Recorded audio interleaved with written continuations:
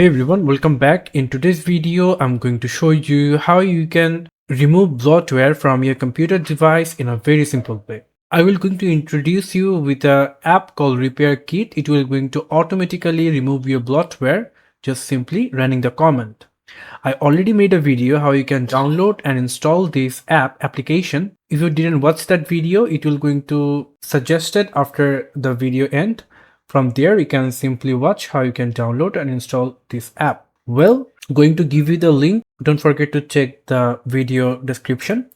So now what we're going to do, we're going to open the app and going to select over here, remove bloatware and simply run the command.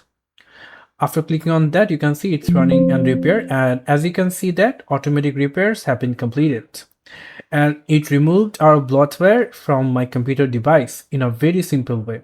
It's a very effective application. It will going to help you to run some automatic repairs for your computer.